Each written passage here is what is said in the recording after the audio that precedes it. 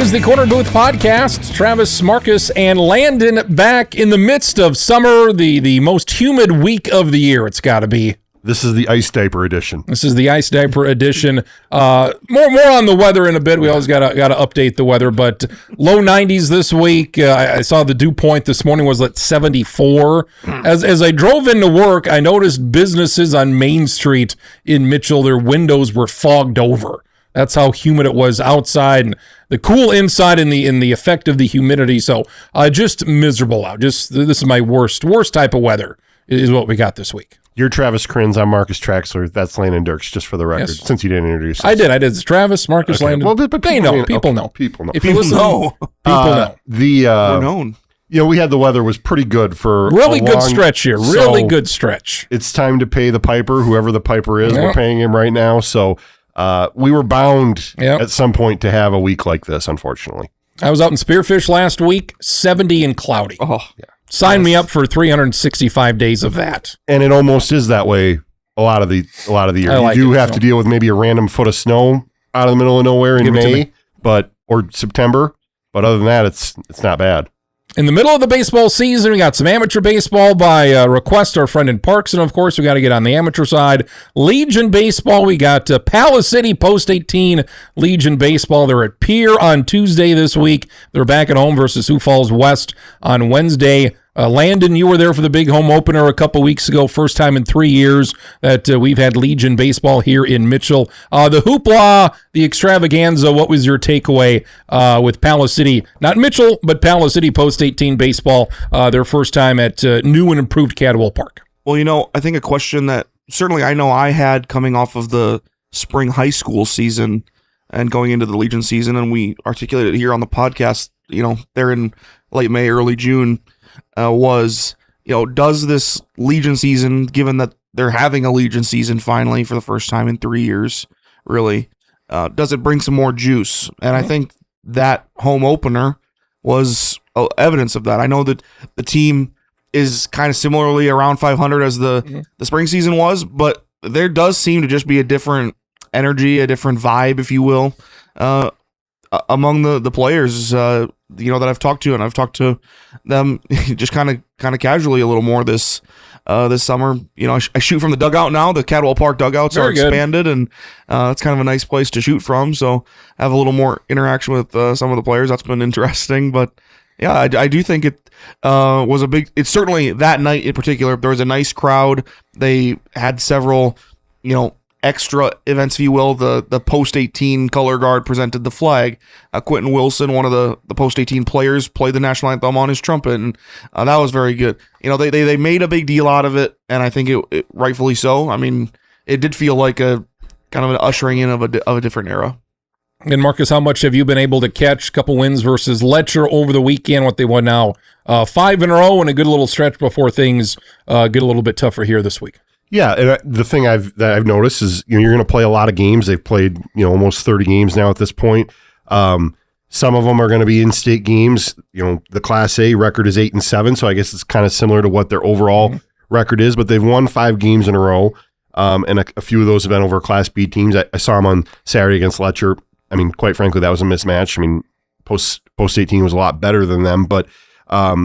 I would agree with Landon. I know I said previously that I didn't think this was necessarily a state tournament team, and right now I wouldn't say they're projected to be that, but they're the 10 seed right now out of the 15 that play in the postseason for, I guess it'd be 14 that play for the going to the state tournament at the end of the year, and I mean they're going to be right around that line of teams that might have a chance to have that series at home to get to the state tournament. So that would be a success if they're able to make that happen. They have good pitching. I think it's just going to come down to when they play these better teams, is the offense going to deliver? And so that's definitely something I'm watching. But much like we had in the spring season, they split against Harrisburg. That's never a bad thing.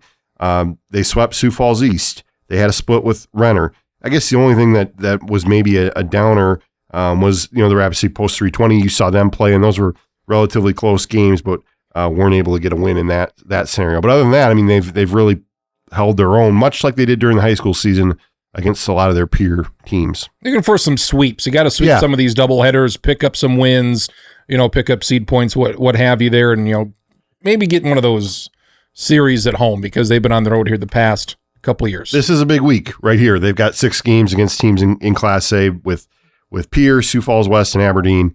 And so, and Aberdeen's further down in the standings, but Pierce, right? Obviously, they played them in the postseason in the high school season. And I know at one point they were projected to play them again at the end of this season. Right now, they match up with 320. So that's kind of why I bring that up. But I think this is a big week to potentially keep some momentum going. When you've won 5 games in a row, regardless of who you've beaten, that's something you want to continue, and you build a little confidence from that. There was the game after the home opener versus Renner that I was at, and that was that extremely windy day where the winds were at 40, 45 miles per hour, and they delayed the start like 15, 20 minutes. There were some thunderstorms moving through the area, never really hit. But I'm driving up to Cadwell Park, and then that entrance was closed because they were digging up the roads. I'm like, I got to go back to the dog park and go up and around. So it ended up being delayed about 17 minutes. But good to get back to Cadwell Park. Good to use that press box after a couple of years at Drake Field. It's there. It hasn't really been used a whole lot.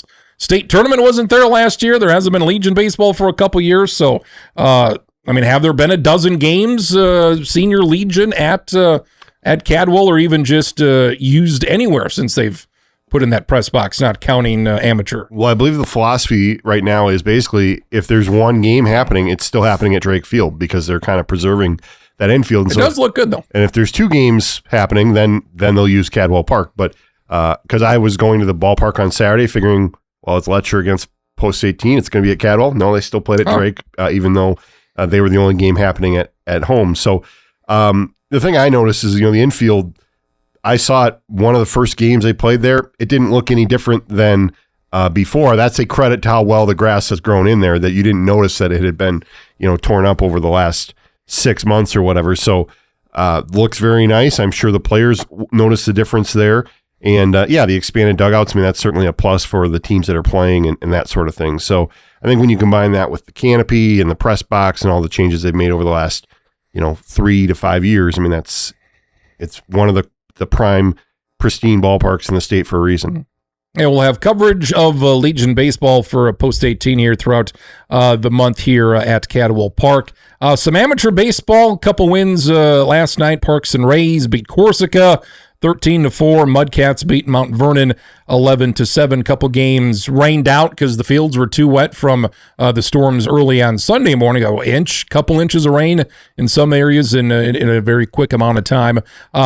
This weekend will be a month away from the amateur tournament, August 5th, so that'll be quickly approaching. This Sunday will be 1 month out. What has stuck out to you, whether it's the teams at the top, the middle, the bottom?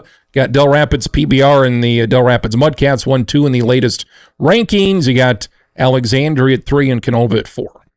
Yeah, I think the Corn Belt and the Sunshine are still the story, and I'd be stunned if we get to the 1 month, 6 weeks from now, whatever we're going to be, we get to the state championship and the champion's not from one of those 2 leagues. I think Del Rapids PBR, Del Rapids Mudcats, Canova, those are 3 exceptionally strong teams. Got to see Canova for a little while against the Hartford Humboldt Gamecocks on Sunday. That was supposed to be, Gamecocks have been pretty solid so far to start the year, and Canova just drilled them. So that was impressive to see from them. Then I went from Canova to Emory, and I watched Dimmick Emory play Winter Cologne, and so those are 2 teams that are kind of mid-pack in the Sunshine League, but whenever Winter Cologne's in this direction, you kind of want to see them because obviously not driving out to the Leahy Bowl every day. So, I think just the 2 Parkston teams, it's been interesting to watch them. Obviously, Parkston Rays coming off a state championship. We talked a lot about that last year, kind of that youth movement, and now we've seen the Mudcats kind of respond. They've got some younger talent that have kind of melded in with what they had going on previously, and both those teams have had their moments. I'd say the Mudcats maybe even a little bit more to this point, but then Alexandria has already swept the season series from the Mudcats. So really, all 3 of those teams with quite a bit of changes in their roster over the last 2-3 years. I know the Rays are a new program, but Alexandria, a lot of new faces in their lineup. So, with a lot of these teams, it takes a long time to get new names because once you're there for 20 years. You're not going anywhere. If you're on a team and you're good, you're going to stick with your team for quite some time. So, we've all been here 10 years, give or take, a little bit more, a little bit less. And it's been the same teams and the same names. And finally here, we're starting to get some kids that we know from high school, from college, and they're finally sticking around here on the amateur side. And I mean, we've seen Platt has been pretty solid the last couple of years. I think they're kind of the quiet team so far because they've had a couple more games impacted by rain than I think the other teams have. So Kimball White Lake still undefeated, but again, I would point to the Pony Hills League not super strong, and that's another league that's had quite a bit of games postponed. So, yeah, I mean, I would expect Kimball White Lake to be kind of where they've been in the past, potential quarterfinal type team. Not sure past that. The offense is harder to come by, as we've talked about many times in the postseason. They have the pitching, but it's about scoring runs when you get to August. Landon, what's kind of stuck out to you? We were talking off air about some quirks and maybe some unlucky teams here in the first couple months. Walk-off wins here, walk-off wins there. Oh, we did talk about that. Oh, yeah, we're close. We could be a lot better. You know, I appreciate teams that can have a little bit of, they can make fun at their own expense kind of thing. And we've seen that Mount Vernon, obviously being a, really close area town, we monitor them quite closely. And they had some unlucky results there early where they got walked off, I think, 3 games in a row and then lost another game in extra innings. And, that would maybe get some people down. But, who was ever over there running the Twitter account for the old Mustangs, kept it light, kept it humorous. And, now they're seeing I got to see them get a win against Corsica not too long ago. And so just, having fun at it's about having fun more than anything, I think, for a lot of these guys. And the wins are nice, yeah, but you just see them out there having fun, and that's a good time too. The one thing about amateur baseball in this area, especially when you explain it to people that aren't from here, is like, well, yes, it's adults playing baseball, but it's not beer league baseball. Yeah. There's beer after the game. So it's like they take it serious, but they don't take themselves too seriously. Yeah. And so that's a good thing. But a couple weeks ago, Landon was looking for a game to shoot, and that was after Mount Vernon had already been walked off twice. And I basically said, if you go shoot them, they're probably going to get walked off again. He didn't shoot them, and they did get walked off again. So they're probably the team to flag for the end of the year, that they had a whole string of bad luck here. And so you get to that district tournament, maybe the luck turns back in their favor, and they could be a team that makes the state tournament. So it will be interesting to see just, I would put them and Dimmick Emery in the same bucket of teams that are probably going to be fighting to get in that final door of the amateur tournament. Maybe, one of the Parkston teams, if something slips, same with Platt. And unfortunately, Corsica is, kind of in the back of the pack. But those two teams, Platt and Corsica, they have their annual, fireworks games coming up at the end of the week where they play in one town on one night and then they turn around and play in the other town the next night. So that's one of my favorite things in this area. I know Parkston Mudcats and Dimmick Emery, they got their fireworks game at the pond on July 3rd. So I always like that when, to me, I mean, the baseball and the fireworks, that's as big a thing as anything when you get to the 4th of July. Saw Luke Norden threw some innings a couple weeks ago for Mount Vernon. Chance for him. Now, who's the last time he played out baseball? I don't know. I do not know. Yeah, it's been a while. I'm assuming a lot of his time was previously taken up, but that was the game I was at for Mount Vernon, I think, was his pitching debut. So, he pitched like 5 or 6 innings in relief and got the dub. With the tournaments, you never know who pulls off an upset and who's in an elimination game. And then once you get to the tournament, are we going to see 2 of the top 5 teams in the first round? That has happened quite often. Probably, yeah. So, still about a month to go, and then just a few weeks away, we'll be getting into those tournaments, league tournaments. So there's your amateur baseball. There's your Legion Baseball. MitchellRepublic.com and KORN Radio will have coverage of Palace City Post 18. You were at the College World Series a couple weeks ago, right? Getting ready to leave when we did our last program, and you were out in Omaha. I'm sure it was hot. And it wasn't hot. It wasn't hot. It was like 80, 85. What was it? It was news. It was the nicest. Oh my! They said it was the nicest weather they basically ever had for the College World Series. So normally, you're sweating to the oldies there, and we didn't have that problem. So. Yeah, I enjoyed myself there once again. Saw a couple games. Got a Jello shot from Pat McAfee, I'm sure. Yeah. The Jello shots that are, I just hear that they taste worse every year. Just that. Well, I saw this year that they anticipated selling something. They went to like the pre-made model. And I think they did. I think they did previously too, but now I think they changed vendors again. And I did literally walk past Rocco's the one time, and they have kind of like an outside patio that faces the sidewalk. and there was a West Virginia fan who had a whole box of them because they sell them. I mean, by the box. They can sell them by the box. And he's like, how many come in a box? I think like 20 or 25. All right. He's like, you want one? I'm like, no, I'm good. Like I don't need that. The free one. Yeah. But yeah, I saw West Virginia against North Carolina, and I saw Texas against Alabama. So not the national champion. Oklahoma was red hot the last month of the season, but always a good time. Travis, I always the vendors. mention the vendors. I mean, they've cracked down on the vendors. Basically, if you're not really, well, when it comes to the actual like merchandise for the College World Series, if you're not in bed with the NCAA, they moved you out. So that's not good. Don't like that at all. So some of the people, the guy who goes from national championship event to national championship event, he moved a lot further down the line. So that's where the Lane Kiffin T-shirt came from, which I sent to you, and I'm sure is a hot seller in Oxford, talking about how he's a donkey. So, other than that, it's always a good time. You were on the road as well. I went to Spearfish last week. By choice? No. Oh, okay. No. Melissa had a banking conference. Oh, nice. And Spearfish, so we left Sunday, got back Friday afternoon, and weather was good. We took care of Rachel, went to the park a couple, 3, 4, 5 times. So we like that. Had a nice Airbnb, had a nice house. That worked out well. A lot of deer out there. They got wildlife. They do. So it was good. Went to a couple spots. Breakfast spot that we like, another restaurant on Main Street we checked out. So is it a lot better when you go there and you don't have a 3.5 hour weather delay? Yeah, last time I can actually enjoy this place a little bit. We had the doubleheader in February for basketball. Yeah. So this somewhat ends my almost year and a half long, just constant trips. I think it's 8 or 9 trips out there. Yeah. It started last year with the back-to-back basketball tournaments. Yeah. For the boys, AA boys and girls, and then it just continued with the Spearfish football, Douglas football, the opener last year for Mitchell, then volleyball was out there, then you had the Spearfish Sturgis double dip back in February for Mitchell basketball, then another trip out there for the girls basketball tournament in March. You really need just a timeshare or something at this point. You just can't help yourself. Melissa was out there a couple of weeks before that to Spearfish.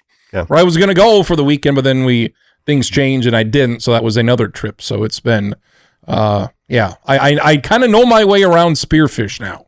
Because you go there I don't really know how to get to the school or the stadium. Now I kind of know, I don't get the Walmart, know how to this exit, that exit. So yeah, plenty of time in Spearfish. Landon, have you been on the road lately? No, most of my travel will be here in July. Okay. How's the construction? You running any construction around? Yeah, just right there at the entrance to Cadwell Park. Yeah, well, you have it in your front yard. I got my front yard. It's been there for well over a month. It appears that they're supposed to do this entire stretch on 5th Avenue. Is that right? I don't know that they're doing it all this year, but I can't imagine they are because they're not getting this done. No, they're doing the part in front of your house. Yeah, that's where they're starting. Yeah. So I don't know if it's going from Main Street to the hospital. I think, yeah. It's 12, 13 blocks. That's all of a mile. And it's okay, it's getting to July, and this is a 3-block stretch. And they dig and they pack. They dig and then they pack. It's why do you continue to pack and dig? You dig and you pack, you dig and you pack. It's you think you would dig, then you'd be done. You dig and then you'd be done. Pack and dig, pack and dig. I don't understand. Questions. I don't think we talked about this on this show, probably but you Melissa had put a thing on the tree. Did the tree get saved? No, the tree is good. Okay. The tree is good. Right. Don't mess with our tree because we had a water main break last year, August, September. I get a call late Friday morning back in the fall. Yeah, there's water in front of your house. It's coming up through the road. If you were just to drive past the house, you would just see, there's water on the road. It wouldn't spark anything. So it was a Friday. We had to call somebody. Zach Scott Construction, he did it. Shout out. Because the city had nothing to do. Do you fix this? Oh, no, we don't do anything with this. That's got to be you. It was $13,000. We paid $1,000 because Melissa had insurance for this type of situation because the same thing happened to her when she lived in Sioux Falls. Yeah. So we got that fixed, and we're you don't need to replace our main and our pipes because we just did it. So if we want to save you a little bit of time, don't do that here. Because we just did it. Because you wouldn't do it. Remember this? And they have obviously no recollection of anything. So we have to continue to remind them, do not do this. don't take down our tree. You don't need to take down the tree to get to where you need to go. So we've been hooked up to some water system. There's a big black pipe on our entire block where they're bringing in water from God knows where. So it's a big old mess. It looks terrible. It's a mess. Well, happy summer to you. Happy summer to me. So we're getting the house painted today. Wow. Looks like it is a big summer with the Kriens. Yeah, we're getting the house painted today. They're gonna do some scraping. You're getting live updates. Yeah, it's obviously very humid out, so I wouldn't expect they're gonna work you much never in the do. afternoon. There's certain projects you never do when the weather's perfect.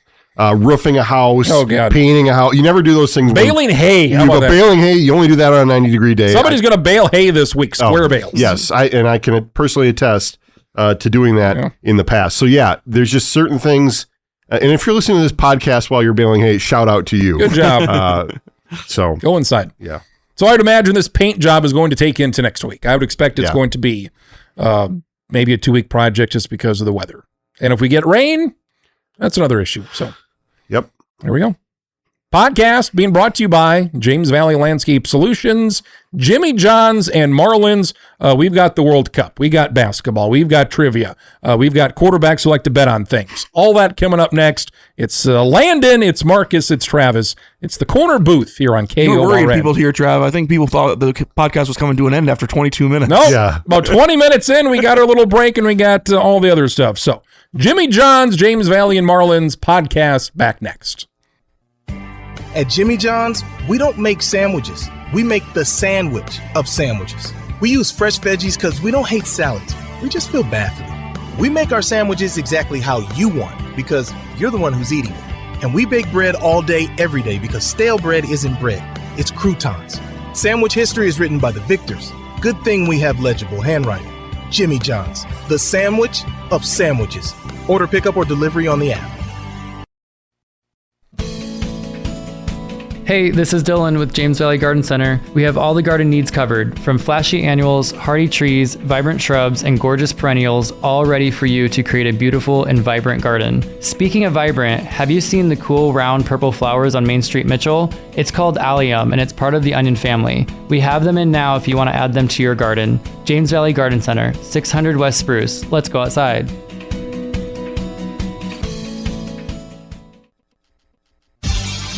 Feeling hungry but not sure what for? The buffet at Marlin's is the perfect choice. So many mouth-watering options, everyone will find something they crave, and no one leaves hungry. Marlin's offers a breakfast buffet on Saturdays and Sundays, 7 to 2, a lunch buffet Monday through Fridays from 11 to 2, then a dinner buffet Friday and Saturday from 5 to 9. And don't forget, kids eat free on Tuesdays and Thursdays. That's Marlin Family Restaurant in Mitchell.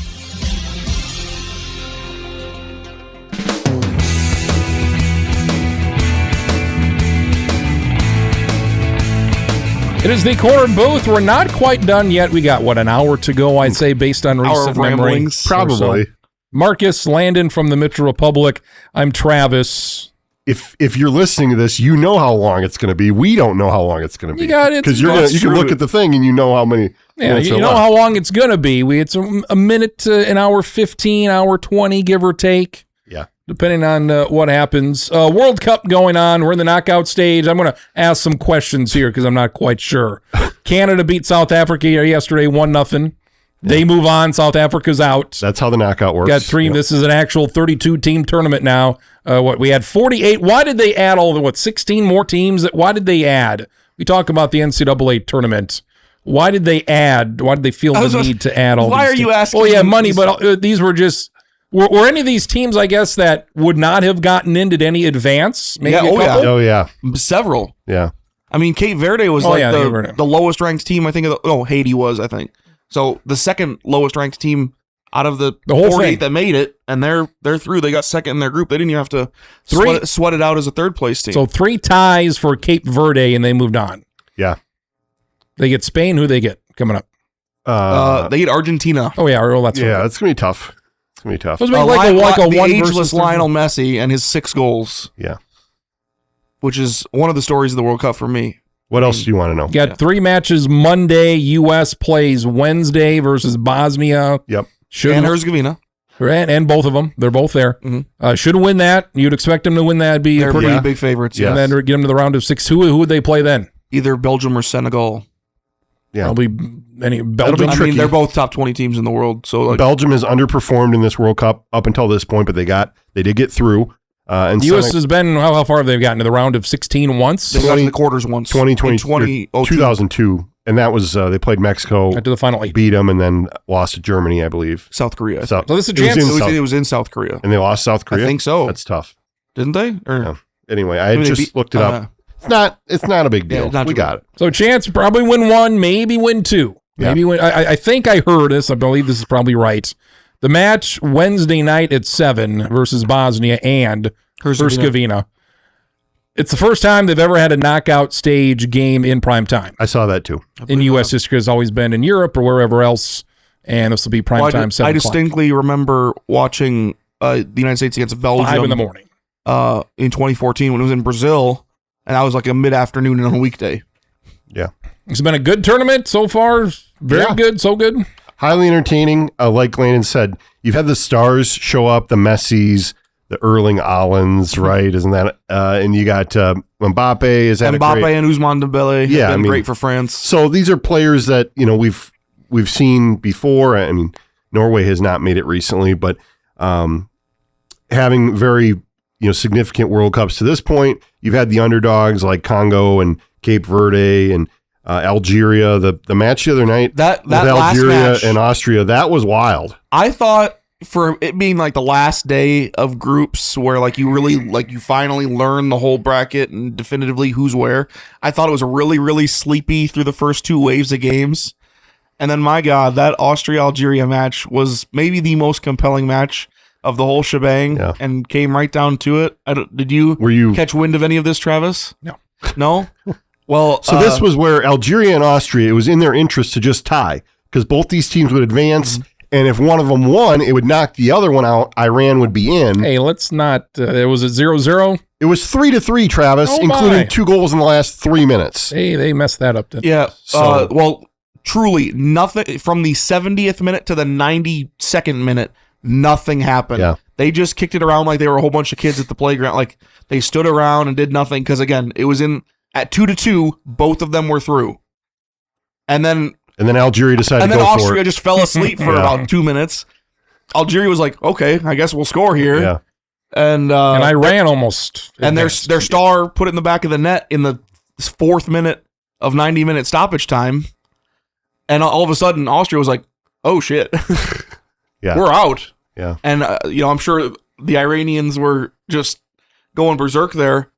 Then Austria scored. Austria subbed on 2 attackers, and the one guy, his only touch of the game. Off his head. A header to tie the game in the 7th minute of 90-minute stoppage time. It was the last kick of the game. 3 minutes later or something like that, they score. Yeah. It was exactly 2 minutes and 32 seconds that Iran was through. And then they had it stolen. And so I don't know if I saw it on Sunday. There was video of the Iran team going nuts. The video doesn't continue to show what happened when they had their heart broken. I mean, for 2.5 minutes they were flying. Yeah, I have enjoyed. It's obviously this is the first time in our lifetimes, cognizantly absorbing the World 94. Cup on our home soil. It's been cool to see these other nations kind of move in and do their thing. Argentina, Netherlands. Jumping around with their bus. It's been great. You never seen that before? I mean, no, because it's never happened in the United States. Okay. I mean, I'm sure it's happened. I mean, I'm not as an avid follower of the Dutch. Yeah. Oh, I think it's awesome. They do it at every major tournament. And they literally had to truck their bus over here by boat. It took 3 weeks for it to get to the U.S. And I mean, the team doesn't really have anything to do with it. So as far as I know, they have to collect donations to make this all happen. So that's cool. It's we got France and Argentina. One of those two. They're your favorite. Spain. I mean, there's a very good chance. Those are the top 3 I think teams. three of those teams, or one of those 3 are probably going to win. There's a very good chance we're going to get Germany against France on the 4th of July in the quarterfinals. It's like people would have taken that as a title match. So I mean, that's in Portugal against Spain. Are France and Argentina on opposite ends. They are. Yeah. You got Spain. You got England. That's about it. England. I'm really rooting for England to have to go play at Mexico. In Mexico is very City, likely, I think, in the round of 16. England has to play the Congo. Who's the team that can make the final 8? Mexico plays Ecuador. That's not like Canada. Who's Canada got? No, Canada's going to play. They're going to play either the Netherlands or Morocco, and they're going to get rocked. Those are two of the top 6 teams in the world. I'm looking at this little bottom corner of the Mexico. bracket. Switzerland, Algeria, Colombia, and Ghana. One of those 4 teams is going to be in the quarterfinals. Do that again? Colombia. Switzerland, Algeria, Colombia, and Ghana. Probably Colombia, but yeah. Colombia's good. Yeah. But I think Argentina has honestly a fairly free path, relatively speaking. And then France, I just think France has looked so good. Yeah. I think people were really, honestly, for them being the second-ranked team in the world, I think a lot of people were down on France coming into this. I mean, they have been so precise, and Dembele and Mbappe have been so good up front that, I mean, if they continue that form, I don't think anyone's capable of beating France if they play like that. What's your take on how the U.S. has played so far compared to expectations? What did you think? I mean, you can pretty much throw the Turkey game out, in my opinion, just because you saw basically no one in that game is going to play meaningful minutes moving forward. And so the 2 games that they actually played their starters, I mean, they were fantastic. Yeah.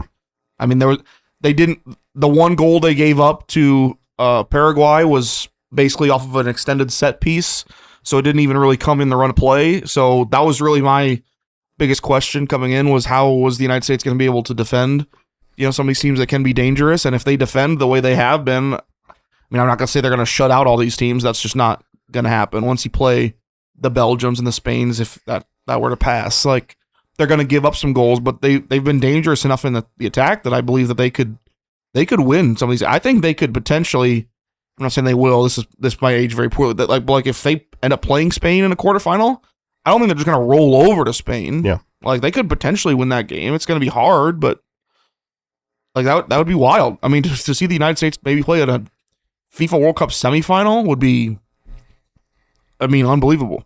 All these matches, Travis, have been on the West Coast for the U.S., and I imagine that there's probably some people on the eastern part of the country are a little more bothered by it, but I think just from a travel standpoint, it's easier on the U.S. to have all the United States matches. decided to set up their camp in California. the greater LA area, and so as long as they kept winning, it was to their best interest.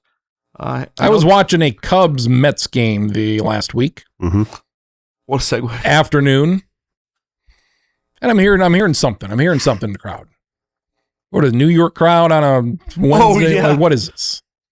This is a New York thing, and it is 4th inning, 5th inning. It keeps going. I know what he's going to say. Norway, a bunch of Norway fans are there. Apparently the Mets invited Norway. Hey, you come, you get in for free because there's nobody going to be here on a Wednesday or Thursday afternoon. So they send the sideline reporter, on-field reporter out there, and he's there for a half inning doing the chants and all this. I'm like, yes, they're chanting. They have no idea what they're watching. They're just making the noise. Are these the fans? Is every soccer match like this in this World Cup where the fans are just constantly making noise? I mean, yeah. Yes. That sucks. There's been a few games where there's been no vibe, and that hasn't happened. But, the Scottish, their team turned out to be pretty lousy, but their fans were amazing, taking over Fenway Park and, to a lesser extent, Lone Depot Park down in Miami, following their team. But, they know all these. They played at Hard Rock. No, I mean, they were there to watch the game. They were at a Marlins They were game, at a Marlins and they were. I did not see this. Yeah, Sorry. it wasn't like it They wasn't. put them in the upper deck and say, go nuts. I did see the Fenway Park thing. Yeah, it wasn't as vociferous as Fenway, but all these other teams have chance. The U.S. does not have chance. Good.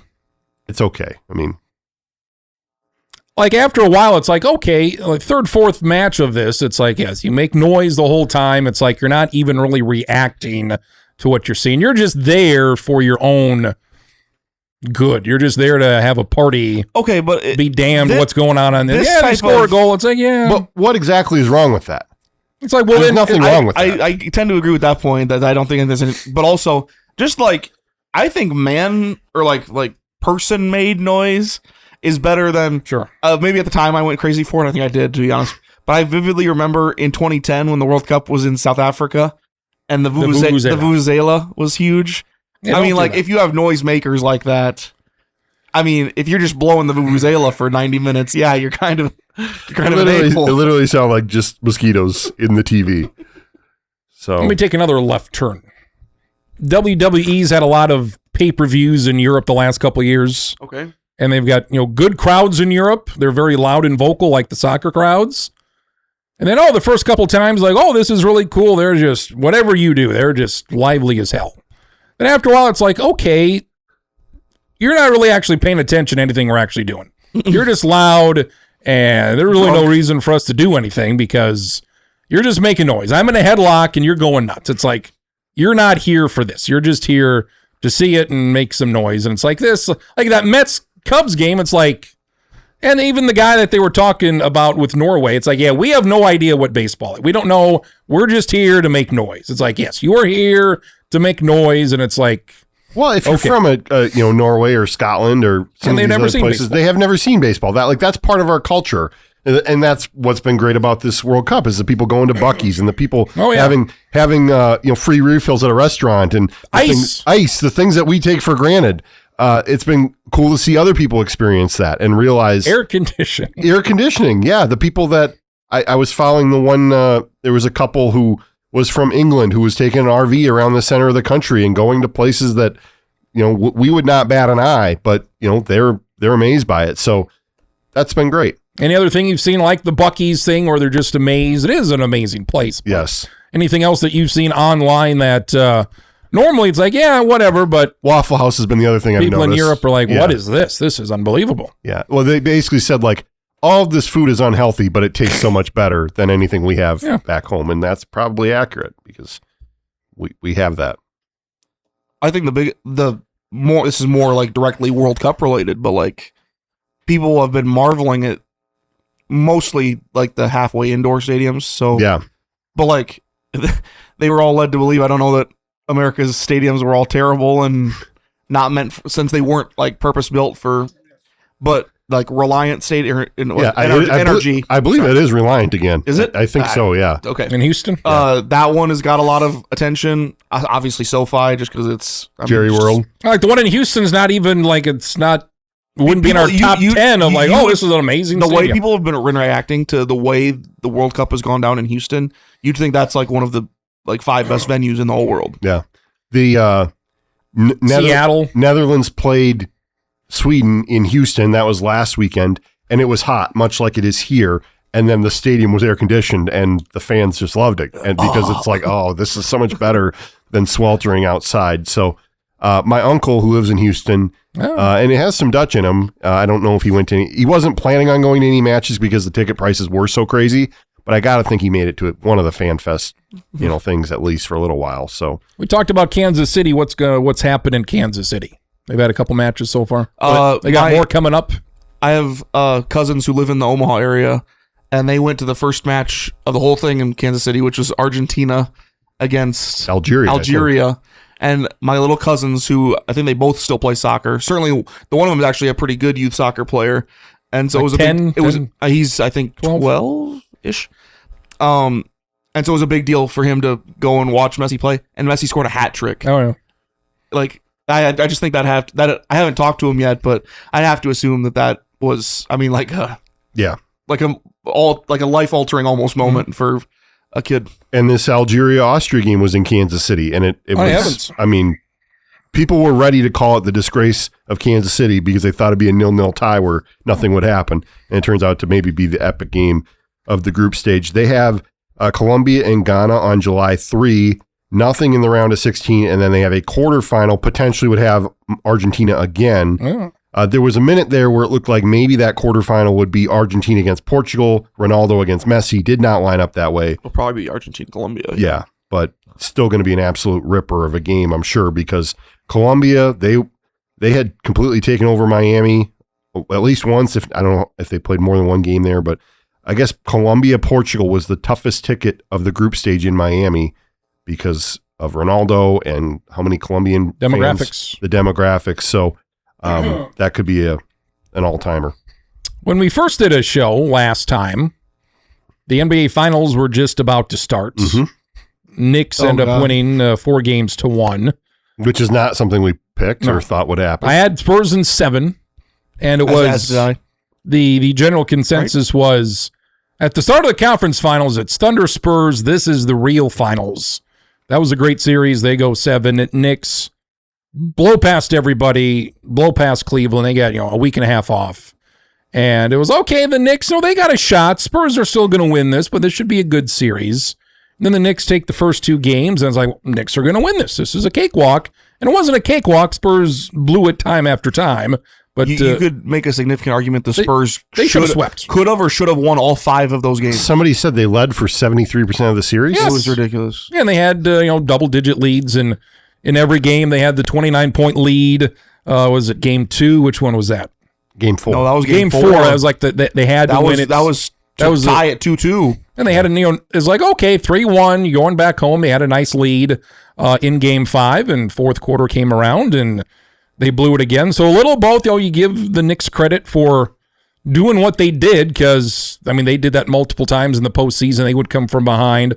They had the game versus the Hawks in the first round 2 months ago, where the Hawks were down by like 30 points, and they came back to win the game. So the Knicks blew a lead of nearly 30 points. They lose 3 games all postseason.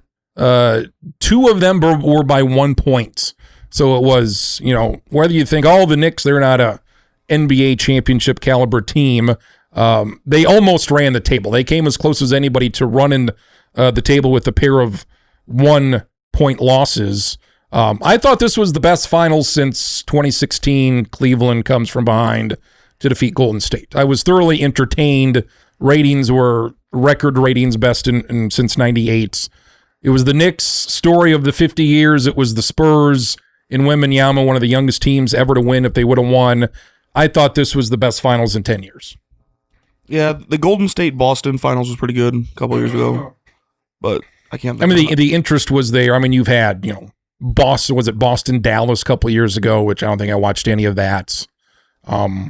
This was, I don't know if it's going to rekindle my NBA fandom, because I'm hoping, okay, can I get into this a little bit? Caleb Wilson's with my Bulls now. So I'm like, can I parlay that into interest? But I guess before we get to the series, moving forward, you've got the Thunder and the Spurs, and what the Timberwolves have done. We're going to get to that, and some potential Kawhi Leonard could be on the move. The Eastern Conference still seems pretty wide open with the Knicks and Boston and everybody else. So what is your... And the Heat maybe now. And the Heat now with the moves they've made with Giannis. So what is the NBA landscape with 8 straight years of a new champion? That's the big thing, I guess. Exactly what I was going to say. We've had new champions. I don't know if that has anything to do with... It seems like you've got a shot, because in years past it was like, okay, it's either the team that LeBron is on or it's Golden State. Yeah. Or it's either Team A or Team B, and that's going to be your finals. And now it's, the Spurs... They weren't the favorite. They were number 2 in the West. And the Knicks maybe weren't in your top 1 or 2 to get it out of the East. So that helps. He just said if there for a while it was the team that LeBron was on or Golden State. Could be both. But what if the team that LeBron is on is Golden State? I guess as we're taping, this is the big thing here, that Golden State might be big-time movers and shakers. They want Anthony Davis from Washington. Mm-hmm. Somebody said they want Anthony Davis. Yeah, they want Anthony Davis to lure LeBron, say, hey, give it one more go. Well, the Lakers clearly don't want LeBron, which is very bizarre. Yeah. I'd say, move on. Spend your resources elsewhere. I get it, and I don't. It's also it's one of those things where, if he was really dragging the team, it's like he was the reason they won the series against the Rockets. Yeah. It seems like Austin Reeves is a lot better when LeBron's not there. And that's the thing is okay, they're kind of looking to the future now. They're ready to hand the keys to. And it may be ridiculous to say, but at this stage, Austin Reeves is probably better than LeBron. No, if you looked at somebody put up his stats now. If you said over the next 5 years, sure. Right now, 40-year-old LeBron versus Austin Reeves, what he was doing when it was kind of just him. He was they put his numbers up against somebody. And it was Shai Gilgeous-Alexander. He was matching him points, rebounds, assists. It's yes, you don't want to say he's a top 10 player. I made this point to Travis last week that usually I have in NBA free agency, I have how the hell is this guy making this much money? And right now, it's Austin Reeves at $185 million over 4 years. But he did average 23 points a game last year. That's top 10 in the league. So I guess I can understand it. And once free agency opens, there will be somebody that gets 40 million over 2 years, and I'll be like, well, how is that guy, or whatever the contract's going to be, where I'm just like, why is this guy making Kawhi Leonard's in store for a 2-year deal for 163 or 123. 60 and not 80, 60 a year. That's about the and that's not even counting the money on the side. Yeah, it's the side money. Yeah. So you got Kawhi Leonard maybe going to Toronto. You've got Giannis going to Miami. Which would be so funny considering he left a championship Considering he did team. not want to stay in Toronto even after they won a If championship. you're like Toronto's not like, if they can just get him there. It's like, you're in the mix. You're like a top 4, top 5 team. Like if he could win another one, I mean, Jesus. What about, we're going to talk about the Timberwolves, but what about Charlotte, the way they've been just I don't know what they're doing. It's interesting. I mean, they're not championship contenders, but like they're making some interesting moves. I feel like they're setting up to get Jaylen Brown I thought Kawhi Leonard because they get rid of LaMelo Ball. They get rid of Miles Bridges. It's like, okay, those are a couple of your starters. You didn't get anything. You got Naz Reid in return, but you got a bunch of picks that are like swaps, and you got picks 2033. It's like, what do you're having an Oklahoma City war chest here. What are you planning to do with this? I think behind where LeBron ends up, my number one, where's he's going to play is Jaylen Brown. Yeah. Because I think it's clear that he does not want to go back to Boston. I think they've made him very angry. Yeah. And so I'd expect a And if you're him, you're like, get me out of here. And who can afford him for one? It's very few. The one that I saw that could put together a package that would be interesting would be if he lands in San Antonio. Jesus. They would move off of in that situation. They would move off of Fox, which would allow Dylan Harper, who was fantastic in the playoffs, to probably take over the lead guard role. And then all of a sudden you have a veteran presence in a lineup that really didn't have that punch move. Because we didn't say this in the talk about the finals. Going back to the my finals. goodness, They couldn't score. De'Aaron Fox was the clutch player of the year in the NBA. He sucked. Keldon Johnson was the 6th man of the year, and he sucked out loud. They were both they won NBA awards, and you would have been better off if they were not on the floor, I think, if you're San Antonio. Yeah. I mean, Keldon Johnson was barely playing, it felt like, at the end. You didn't even know. And it's like, this is bad. They need to switch some things up to truly get over that final hurdle, I think. And this would be a big way to do it, because I think at this point, you might be able to convince me that Jaylen Brown is better than Jason Tatum. Yeah. Especially at this exact moment in time where Tatum is injury. You don't really know how he's doing coming off of the injury. We saw that they ran him ragged in the 2 months he was available, and it's just going to be interesting, I think.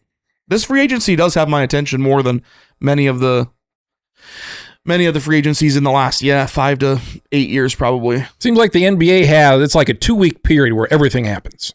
Well, because they have this very exciting.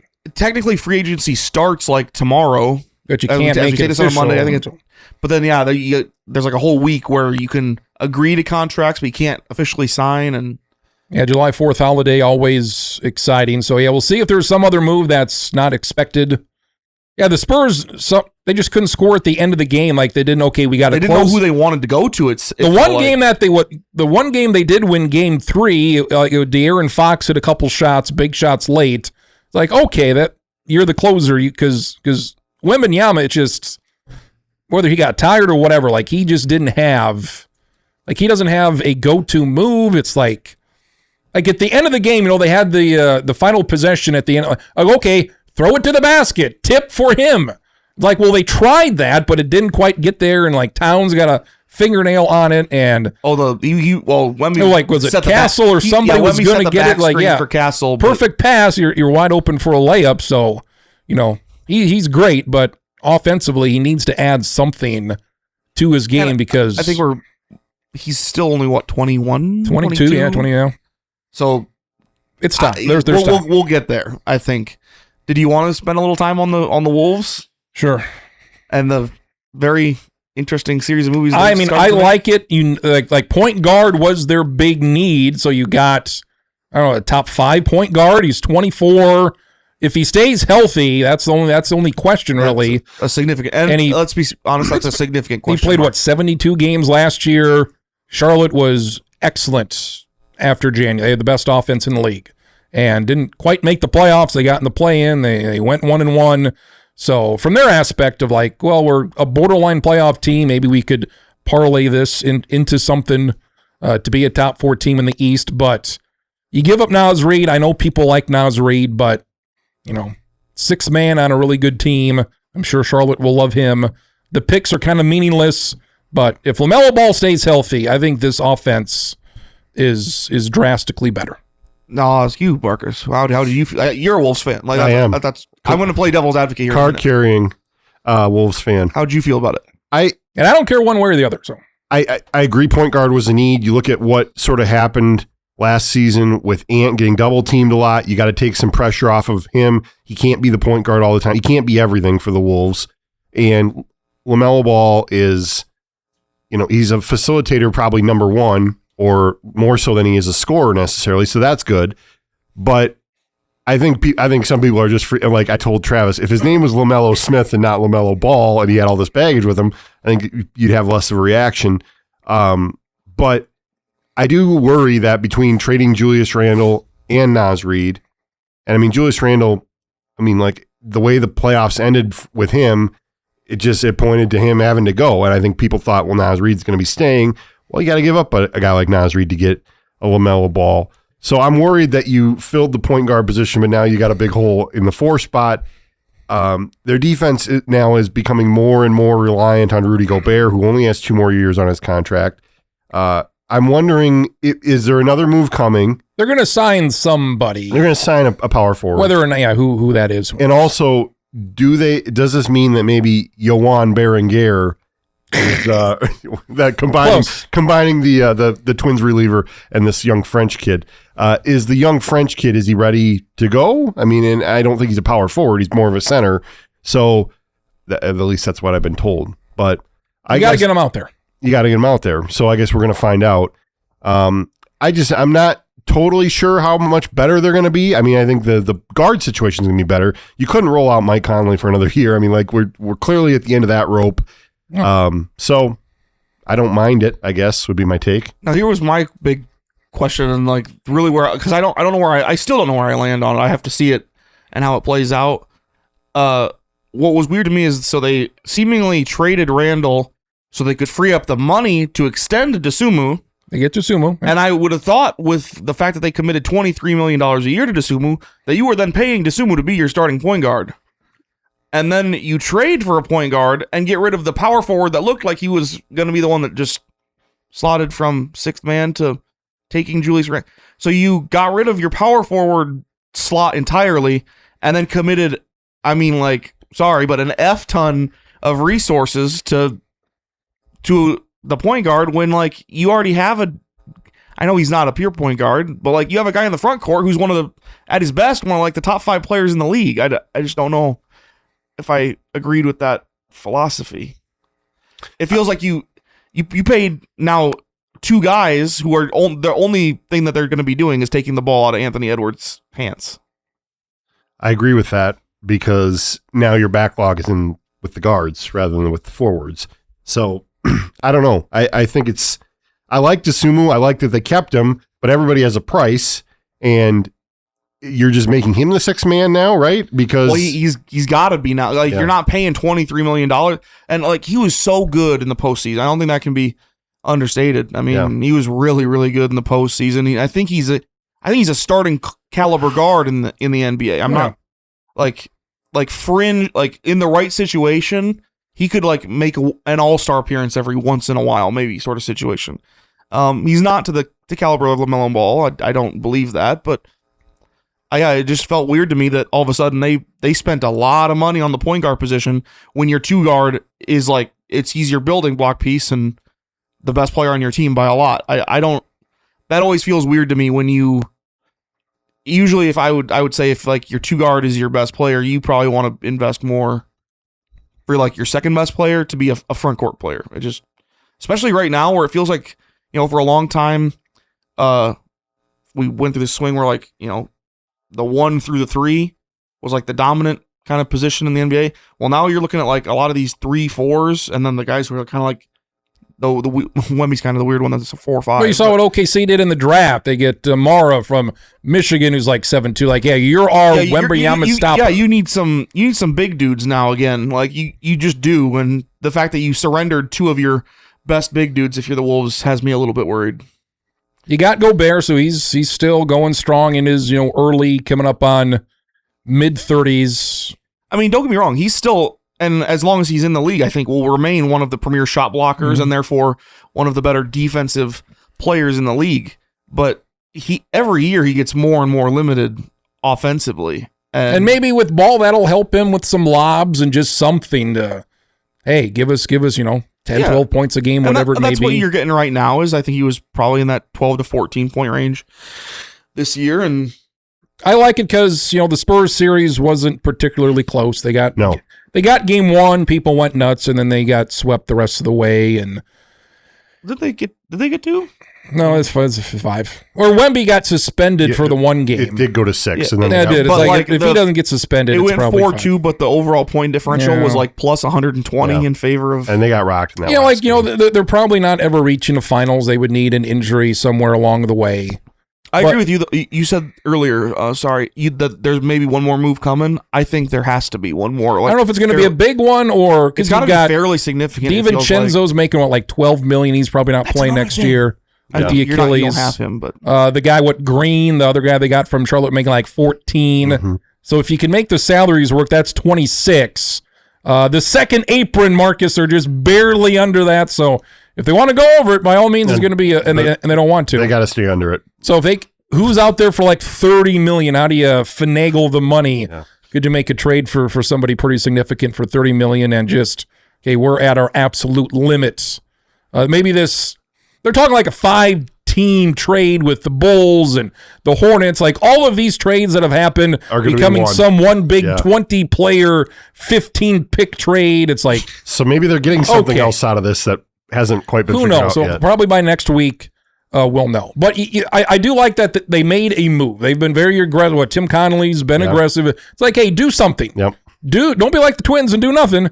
Do something. They're making a move. Are they going to reach the finals? Probably not, but they're going to be very exciting to watch. But you did like that the Twins trade all those guys. I loved it because it was something. They did something. Yes. Breaking NBA news as we tape this. Oh, boy.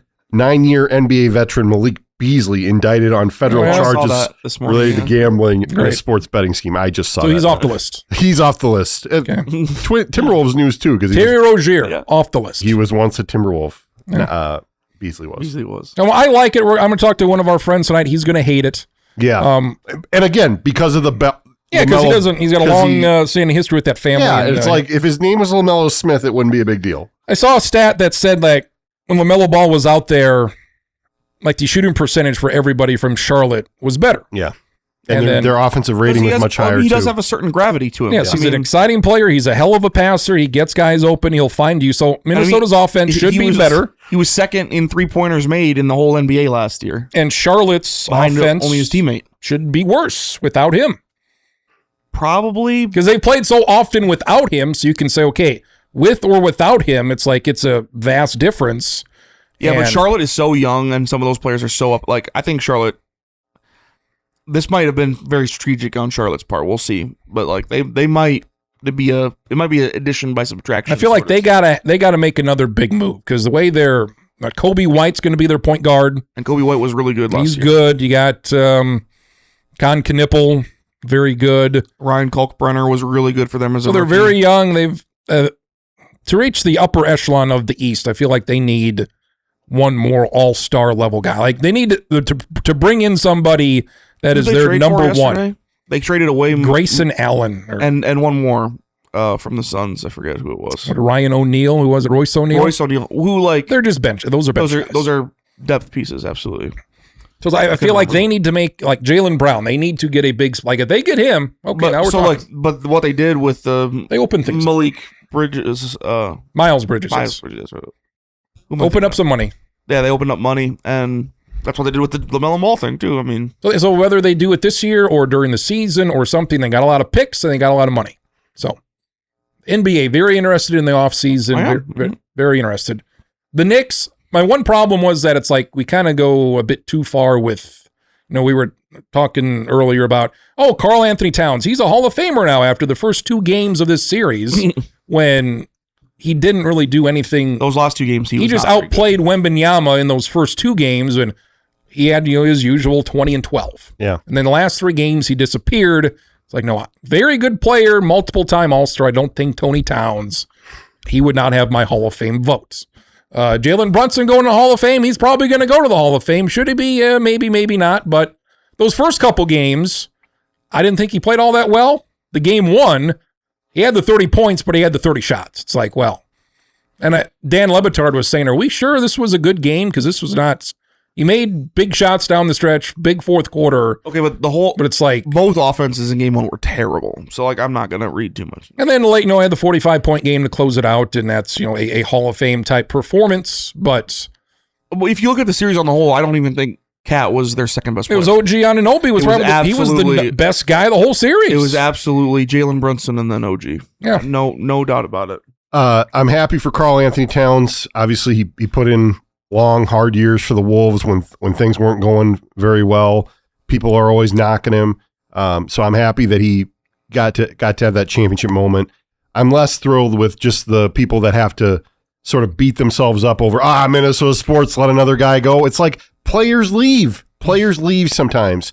It's Sam Darnold left and he won. I don't understand it. Because it's not like if they would have stayed, they would have won. I know, and it's like, that's how you cope with it. Yeah. Is saying that could have been us. This is my thing. Is this helping anybody? It doesn't help me cope with like Minnesota sports stinking. That's because you're rational, Mark. Yeah, I guess maybe I am. You're not enough of a fan. Yeah, maybe not. Well, I've had that beaten out of me in this profession, and that's okay.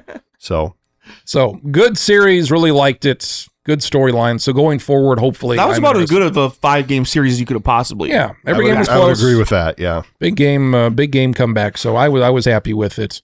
What do you got for trivia? Marcus, you've got local and regional trivia. Yeah. So when you mentioned Landon's a minus 1,000 we're gonna have a show. favorite. Landon's going to be a big favorite here. So he's a minus 4.5 run difference. We are at the end of the school year. Folks, don't bet your hard-earned money on me. Bet on we're not here for financial advice. The school year is over. The academic year is over. It starts again on July 1. Yeah, it is. Well, we're going to the moratorium for high school sports. So July 1 to July 7, what are you going to do, Travis? You can't. 12-hour moratorium. Nobody can bother you. I put together a quiz of what has happened locally, statewide. Harrisburg, January 6th. The last, the big you collapse. were there. You were there. It was Rachel's birthday and the storming of the Capitol and the opening of the gym. Yeah, the January 6th. The building. I'm screwed. The building stood tall. The Harrisburg Tigers collapsed. They did. In that game. So this is a sports year quiz of 20 questions, both college and high school, of things that happened over the last 12 months. Augustana tennis, yeah. Yeah, Augustana tennis will not be on there. So some have one answer, some have multiple answers. There are 20 questions on here. I think we should go through the questions, then write down your answers. We will give the listeners a chance to answer in their heads. Or pen and paper. If you've got pen and paper, and then we will come back through and we will do all the answers. Don't cheating over there, Trav. I see you peeking. Okay. Got nothing to your water bottle over there. Are we ready? Yep. The Sumu. Okay, question number 1. And this is I'll take your best answer here. The Dakota Wesleyan football season began in a very memorable way, with Dakota Wesleyan winning the season opener at Joe Quennell Field against Dakota State. As specifically as possible, explain how DW won this game. This was in August, a close win over Dakota State. So if you could explain, and do the best you can, explain how this game was won by the Tigers. Okay. Landon, are you ready for the next one here? Yes. Bonus question related to DW football. True or false? DW quarterback Jed Jensen had the same number of sub-100 passing yard games and 300-plus yard passing games in 2025. True or false? Over 300, under 100. Yes. True or false? There was 1 point on the line with question 1. There's 1 point on the line with question 2. Okay. Question number 3. Dakota Wesleyan hosted a 4-team opening round site for the NAIA women's basketball tournament. Which other 3 teams played at the Corn Palace? This is a 3-point question. The other 3 teams that were here at the Corn Palace in March. As I type. Okay, those were college. First high school question here. When Landon's ready. Question number 4. For the first time in this high school awards 40-year history, statewide award, I will say, It was given to the same player for the second year in a row. Can you identify the award and the player who received it? 2 points, 1 for each part of the question. This was a high school award. If you guys are stumped, I maybe would give a hint. Yeah. You guys doing all right? I'm gonna have to come back to that one. Okay. First time ever it was First time back-to-back? in the 40-year history that Around this the award 40s. was back-to-back. Yep. Okay. Okay. Question number 5. Mitchell football defeated Douglas in the 2025 season opener. It was a 57-0 win on the road. That was there. I'll get this one. Unfortunately, it was Mitchell's only win of the season. Yeah. What percentage of the Colonel's points for the season came in that game? This is closest to the pin will get the point. They had 50, what they had, 56? 57 points in that game. So what percentage of the points for the season came in that game? This is a 1-pointer. Okay. Sorry, what question number was that? That was number 5. That was 5. Yep. You're listening to the 2025-26 sports recap. Yeah, This this is is from a Marcus quiz. Traxler. What do you think so far? This is good. This Okay. is Good. It's good. Okay. Yeah. more challenging than I anticipated. Yes, it would this be. is yeah. good. Some of these are going to be downright hard. I'm just going to say that. Good. Number 6, on seed alone, out of 24 games, how many upsets were there in the girls basketball Sodak 16 in 2026? Out of 24, 8 in AA, 8 in A, 8 in B. How many upsets were there in girls basketball Sodak 16? I'm looking for a specific Okay. number. Okay. That's all I'm looking for here. Okay, number 7. How many Mitchell area teams qualified for the state high school volleyball tournament in 2025? All 3 classes. All 3 classes. I will give you 1 point for each team you can name. Oh. in For this- volleyball. Oh, you for need to volleyball. name them? Yep. Gotcha. How many were there? Do we get that? How many were there or no? I want that answer, but I'm Okay. giving 1 point for every team you get right. Okay. They made it. They made it. Did they make it? Maybe they made it. You were there.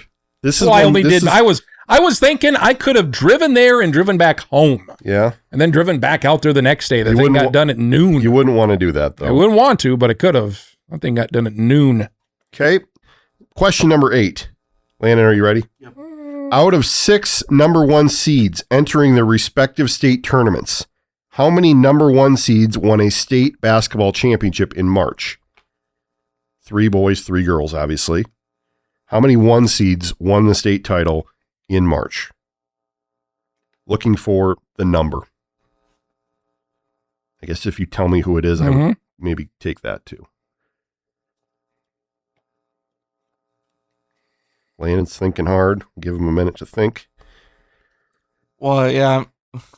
There's a tricky part to that question that we might have to address once we get to the Okay, end. well, you can. one seed. I'll let you argue your point at that stage. Sorry, how many or what? I need to name the team.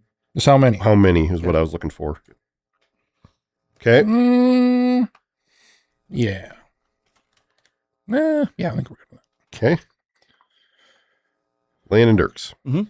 Question number 9. Of the fall and winter awards announced so far, 3 coaches have repeated as South Dakota High School Coaches Association Coaches of the Year. Won it in 25, won it in 26. Name one of them. All sports. Fall and winter sports, Any because those are the sports. ones that have been announced. Any sport. There's been 3 Back-to-back winners. that have been repeat winners. Can you name one of them? This is probably the hardest question I have on here. Coach of the year. Coach of the Year. Oh. Okay. If she didn't win it, it's a bunch of junk. What? My The gosh. coach, if she didn't win it, Yeah. baloney. Okay. Landon, are Like you ready? who the hell else would you give it to? Who the hell else would you give it to? That's a I don't know on that one. I You might got have football, you got volleyball, you Yeah, got the whole gamut. got cross country, certain golf. Okay. Question number 10. Halfway through. How many South Dakota cities hosted a South Dakota High School Activities Association Championship in 2025-2026? Are there 20-some Yes. championships? I will take the closest answer many on cities? this. Yeah. They did. They would have. Let's go with this many. Landon's giving it all his thought. Does this count like chorus? I did Choir? not. I did not count the fine arts. Physical activities. That was Yeah. question 10, correct? That was question 10. Yep. Question number 11. What Mitchell Colonel sport had its first All-State player in 9 seasons in 2025-2026?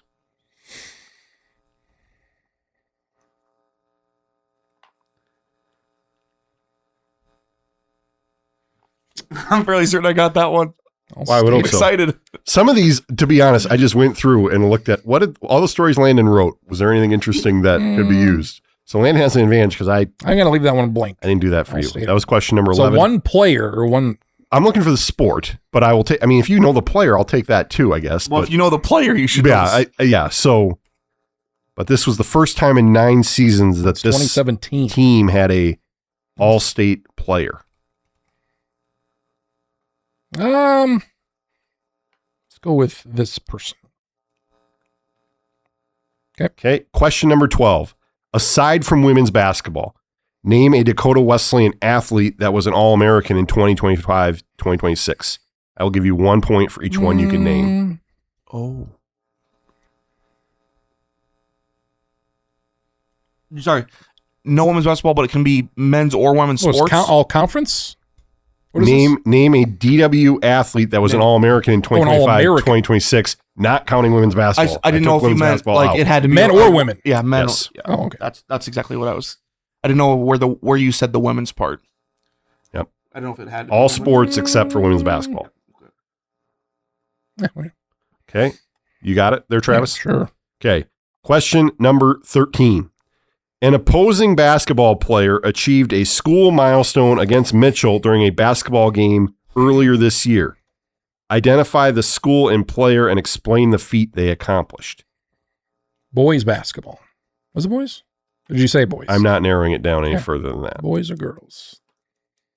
Mm-hmm. This was at the MHS gym. Oh, When Lincoln scored 4 points, that was fun. That was my favorite game of the year. I'm looking for specific player Oh. for question number 13. Against Mitchell. Yep. Okay. I think I got that one too. Mm, Either that, or I cooked with one that like you don't have. Travis is there. Travis was there. I'm so sure it was. he probably ignored it. Probably ignored it on the Oh, podcast. you're on your team? I don't care. Okay, question number 14. Damn. This is too much writing. Landon only uses the keyboard. Question number 14. True or false? All 8 Class A and Class B teams to reach the state championship game played at the Corn Palace during the regular season. True or false? For basketball. For basketball. So you got to know who's in the championship game. You got to know whether they played the Corn Palace. Well, you have a 50-50 shot at getting this right. So All 8 teams? all 8 teams, So not counting double A? Or? not counting double A. Okay.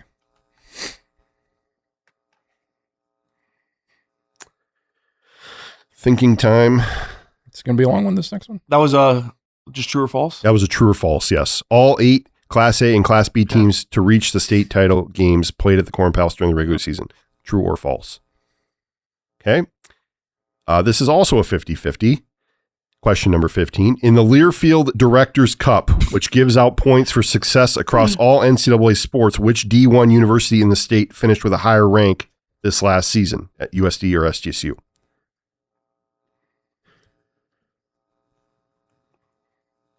Okay. Travis is still writing. He's writing a lot. 16, 17, 18, 19. Okay. Number 16. We've got a lot of girls basketball, but a little bit more here. How many teams were ranked at number 1 in the South Dakota Prep Media Class B girls basketball poll at any point during the 2025-2026 season? I will give you 1 point for every team you can name. My personal poll 1. My personal opinion. Lyman. This is my personal opinion. Don't be saying any of the answers. Keep them to yourself. Okay. You said you have to name them. You got to name them too? You got to name them. Okay. I want to That's know why this. I'm just saying. Like, Well, that I was want pretty quick. I want as many as you can name. So, Mm, and I will say, there's not a penalty here for getting any one of them wrong. So, There's not a penalty for getting any of them wrong. I'm just giving you points for the ones you do get correct. I'm forgetting a big one. This one, that one. Oh.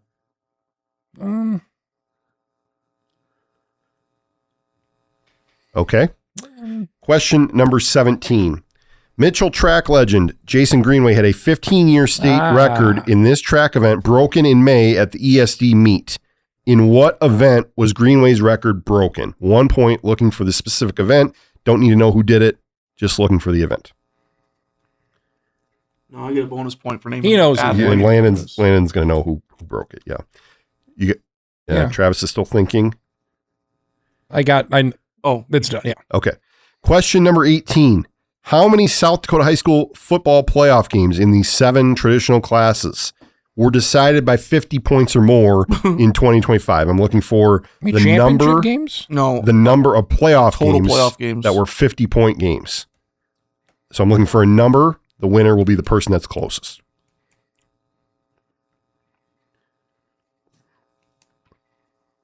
Let's go with this many.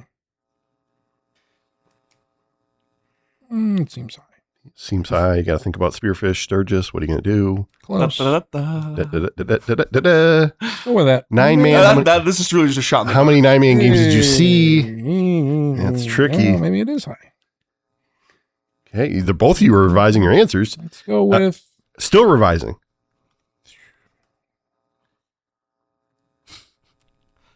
Let's go, oh, Jesus.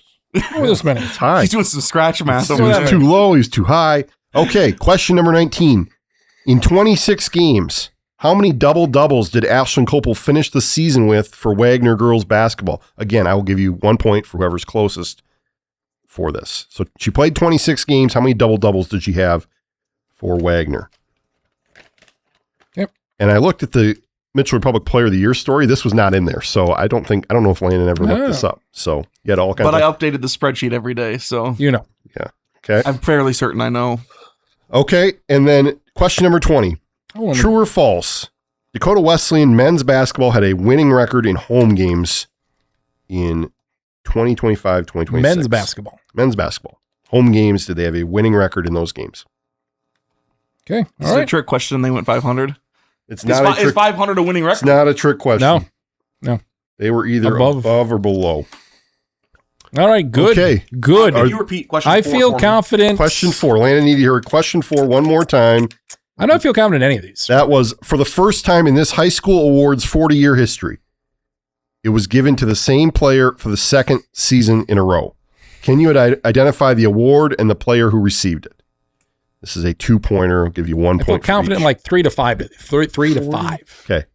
So, all right. As I understand this, there's 30 points to be earned here out of the 20 questions. So, 14 of them were high school, 6 of them were college. Landon. Thorough. I felt like this was a good way to kind of wrap it up. Yeah, wrap it up. Look back. It's June/July. We didn't have anything else to talk about. I'll just write something down for this one because I don't. Statewide award. Could be any sport. Oh, well, that's...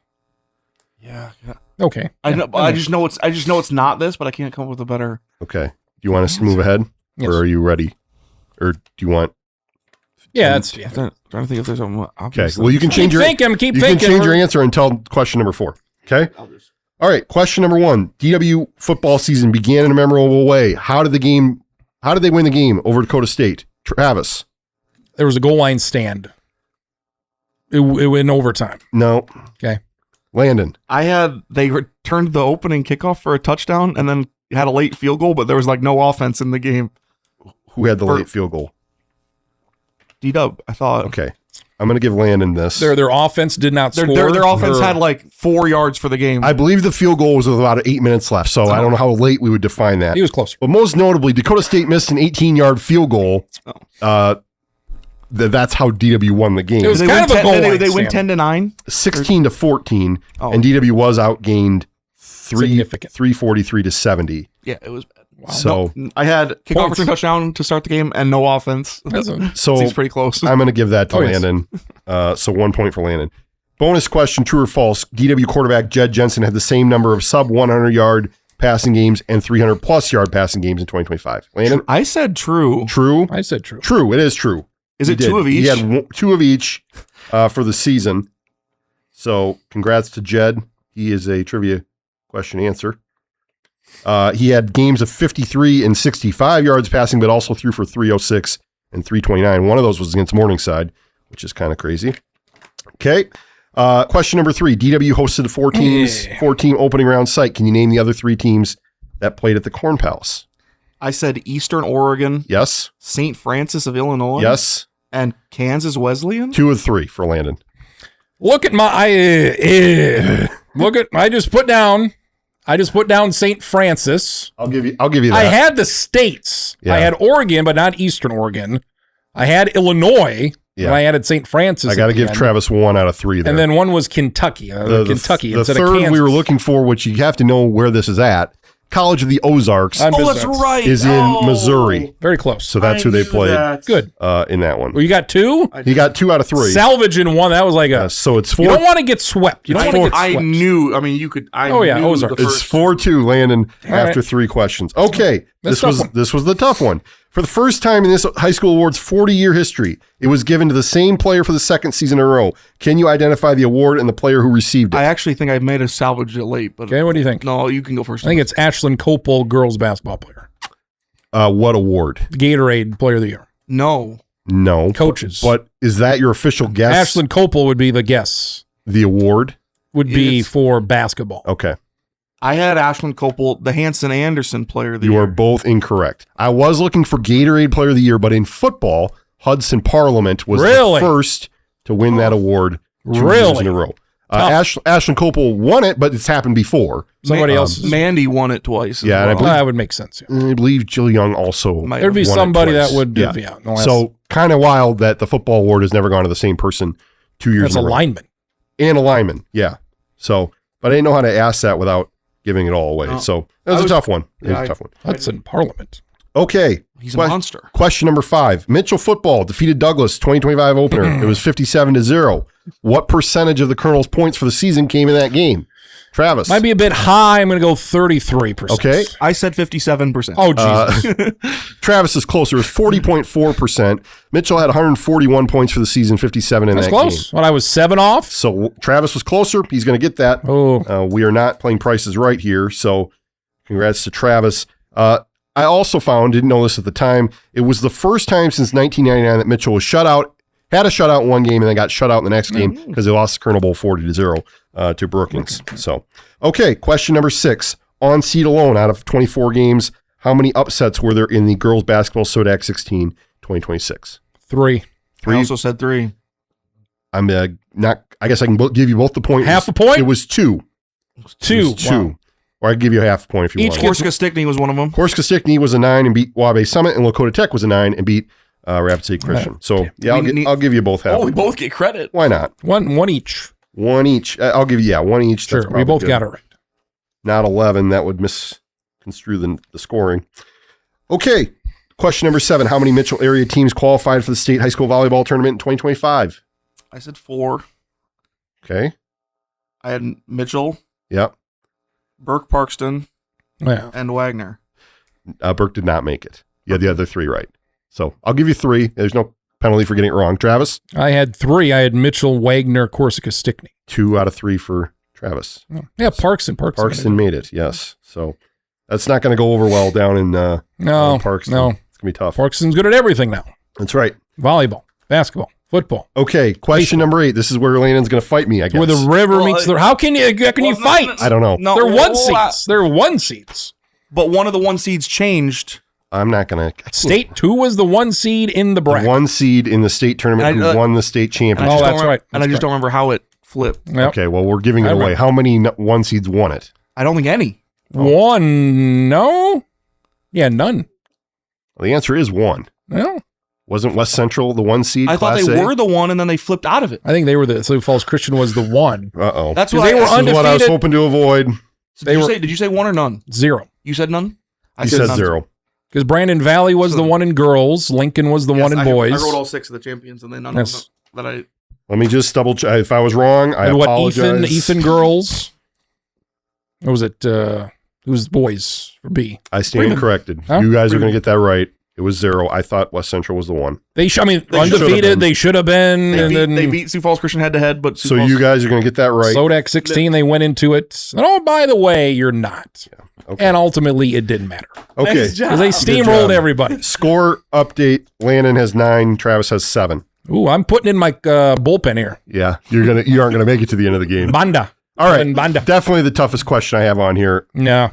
Three coaches have repeated as South Dakota High School Coaches Association Coach of the Year so far. Name one of them. I did not have a name, but I put Sioux Falls Christian's cross-country coach. No. Renette Costain, Harrisburg Volleyball. No. Who the hell would have won it? Well, repeat winners. Why would you? The last 2 years, they haven't lost in 10 years. Why the hell would they not have won it? So I just bring this up because it's pretty random. Ralph Croach, Phillip boys cross country, Jory Whipf, James Valley Christian boys soccer, and this was the one I thought Landon might get. Matthew Rama, Pialuta girls basketball. Oh, that was gettable. Who won for volleyball? I believe Renette Costain might have won it, but she wasn't year? a repeat winner. Who won it the year before? That's Let me look this up. Who Who Gorman. snapped like a big, like a Or Watertown, like a maybe? long state tournament drought. That's what I was wondering. Well, she hasn't won it. You got to go back. 2016 was the last year that she won it. That's just stupid. The Del Rapids coach Erica Fursdahl. Oh, won there's it. only one. There's one for the whole. Oh, that makes more sense. Oh, Not per Yes. class. Okay. Yeah, and they do give those out. I was just looking for the one. Okay. So that's where we were That's at. why it was tough. Okay. Numbers. Moving to question number 10. You got me off my track. How many South Dakota cities hosted a South Dakota High School Activities Association Championship? I said 7. That feels low. Got 8. 8. Travis is going to get it. He was closer. It was 9. Oh. Rapid City, Vermilion, Sioux Falls, Watertown, Huron, Brookings, Mitchell, Aberdeen, and the newcomer, North Sioux City with golf. There were 10 the year before. So Travis is going What to did get that Huron one. host? They had Did they host one of the golf? Cross they had country. cross country. Cross country. Yeah. That's where I missed. I was there. Otherwise, I'd have guessed 8. Because I Sorry, remember they didn't have reading. girls basketball, and that's why I cut them Yeah. from the list. Yes, sir. Okay. Question number 11. Which Mitchell Colonel sport had an all-state player for the first time in 9 seasons? Landon. This ain't going to be right. I believe it's boys soccer. Boys soccer is Yeah. the answer. I went to Addie Simpson volleyball, but I believe 2018. Yeah. Like Lizzie Tyler would have been in there somewhere. She was, yep. Probably. So. It was Sam Mullenmeister. Oh, good. Sam Mullenmeister, second team boys soccer last season. Okay, question number 12. Aside from women's basketball, name a DW athlete that was an All-American 2025, 2026. 1 point for each one you can name. I Landon. came up with exactly 2, and I'm only confident in one of them. Okay. I said Jagger Tyler Yep. and Landon Rusink. No. 1 out of 2 there. I officially have none. I don't know if I don't think she was All-American. The pitcher for Wesleyan, Allison Ernstberger? No. Something No. like that? Jagger Tyler was correct. Lizzie Tyler, volleyball. Oh, and Hybertson. And Kaylee Hybertson, volleyball. Dang it. So There were 3 of them? there were 3 of them. So Fudge. none for Travis, 1 for Landon. That helped. That was going to be a big. That was a big swinger. I It was gonna be a whiffed. big swing. Hand up. I Been a whiffed. clincher right Hand there. up, stool down. Dang as it. Landon knocks it over. Okay. Question number 13. Opposing basketball player who achieved a school milestone against Mitchell earlier this season. Identify the school and the player and then explain the feat they accomplished. Hold on. I'm going to change. What? I'm going to change this right now. I'm going to change this He's now. peaked. No, I'm not Literally. peaked. I have not He's peaked. This guy, you can't trust him. You can't trust him any further than you can throw him. I've got a new answer now. Okay. You go ahead. Brandon Valley, all-time leading scorer girls basketball. Who was it? That was her name. He doesn't get it if he doesn't get the name. Come on. I did have identify the player. Yeah. She was double A Good. player of the year. She was. She's going to Mankato. Yeah. Olivia Pageant. Okay. I Landon, had Dana Harp for that would have Washington been getting like interesting. 1,000 points. I late. Didn't I was like, Landon, oh yeah, that happened. Did you have that? I had Olivia Pageant, the Brandon Valley girls I remember scoring that. record. I only included that because she was player of the year. You know, like I wasn't going to pick some random Took me person about 10 minutes that to got 1,000 points. get it going there. Oh, Okay. What's the score? The score. Landon's a got lot to a little. Landon's got 12. Travis has 9. All right. I gave you points for both. I think know. you both got a point for that one. Good pull, was a lady. saver. Question under protest, but good pull. Saver. Draw the big P. This is under protest. Question number 14. True or false? All 8 Class A and Class B basketball teams that reached the state tournament played at the Corn Palace during the regular season. Landon. Yes, sir. I had true. I have false. Who didn't? All 4 girls teams, Lennox, Mapialuda, 'Cause they played Ethan, and each Harding other. County all played. Yep. West Central did. Yes. Sioux And Falls then, Christian did. yes. And Freeman did. Who was the other Class B team? The Castlewood Warriors. They did They not. were not here. I don't believe. I looked at their schedule. I don't believe they were here. That was a close scrimmage. That must have been 2 years ago. Close Yep, scrimmage. I believe it was 2 years ago we were thinking of. So We don't get it. that's a miss. Could have been a pickup. Dang. Okay, question 15. But Learfield. good on us. We had all 8. We had- Yeah, We got all 8. We're thinking. Learfield Directors Cup points for all sports NCAA. Which Division I university in the state finished higher in 2025-2026? I'm fairly confident it was the University of South Dakota. I had USD. USD is the correct answer. It was a close battle. USD had 199.75 points, 98th in Division I. SDSU 197.5, 100th. It ended a 10-year streak of SDSU finishing better than the Coyotes in those standings. Last time USD was better, 2014. So that's one for both of you guys. And this is going to be the decider. This is going to be the decider right push here. you over the top. Probably. Well, maybe. Question 16. How many teams were ranked at number 1 at some point in the 25-26 season in the South Dakota Prep Media Girls Basketball Class B poll? I had 4. 4 is the correct answer. Can you name them? How many? How many do you have? I'm looking. You're getting, 5. I've got. you're getting a point. I had 4 named. I put 5 down, but I could think of. You're getting a point for every team you name. Okay. So Well, there's my 4. Oh, he's handing in his official ballot. official ballot. So he's got Lyman on there. That's correct. And he's got Bennett County on there. That's correct. The other 2 you don't have. Who else? Really? Who else? Yeah. Ethan. Do I have Ethan? I don't believe Ethan was I ever got number Ethan. 1. Okay, and then Parkston. We had the same 4. Not Parkston. We had the same Really? 4. Look at that. Sanborn Central Woonsocket was tied What? for 1 very early in the What? season. They were tied with Bennett County hell you earlier say? in the season, and then Centerville was also number Wow, 1 for tornadoes. enrollment. I do remember that now. We had the same. So, we had the same 4. 2 out of 4 on that one. You So said you that had 5 4. written down. What was the 5th Huh? one? You said you had 5 written down. I don't. I just thought maybe 5, and then I'm like, oh, I can only name Yeah. 4. proved to be not decisive because No. you both got 2 out of 4. Okay, question Ethan number. didn't nab it at, for 1 week at the very end and then lose it? I went through each poll. I didn't see. Parkston. No, I thought Ethan nabbed it for 1 Ethan week was- and then lost it again. Yeah. When they lost it. They for lost to I didn't see that. Then So, Lyman was like number 1 for the Lyman was number 1 for Like most 2 of the months. second half of the year. that So early on, that December, January. Yep. Question number 17. Mitchell track legend Jason Greenway had a 15-year state record broken in May. What event was the record broken in? Tell the people, Trav. Shot put? Not shot put. It was the 300-meter hurdles. 300 hurdles. That's It correct. was broken by Kyson Fayant of Aberdeen Central. Only 1 point for Oh. Landon, but it could be decisive. Oh, I was way off. You're way off. Way off. Thinking Mitchell record. Yeah. It wouldn't have been right either way. No, state record. Question number 18. How many South Dakota high school football playoff games were decided by 50 points or more? Looking for a number closest to the pin here. 1 I had point. a baker's dozen of 13. 13. 21. Landon Dierks nailed it. 13 13. What did I exactly. have? There were 8 in the round of 16, 3 in the quarters, 1 in the semis, and 1 in the championship. The Wall Eagles, the state champions, did it 3 times out of 4 games. Freeman Marion, Freeman Academy, and Del Rapids St. Mary both did it twice. 13 is the number. Congrats to Landon. There. That is that's a big one as well. 13 here as we go to the last question. Ashland Copel, how many double-doubles in 26 games last season? Again, closest will get it. Landon Dierks. I remember she missed 1, so I said 25 out of 26. I had 24. I had it at 21. That could have been, Yeah, I only so- remembered one of them. Travis will get that.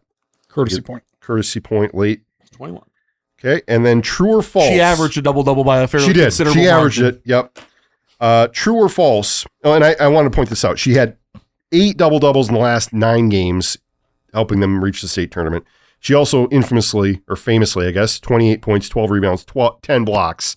Her only triple-double of the season against Scotland Menno in January. So, okay. True or false? DW men's basketball had a winning record in home games 2025-2026. I said true just because it felt like they won a lot of the ones I was at. True. True is correct.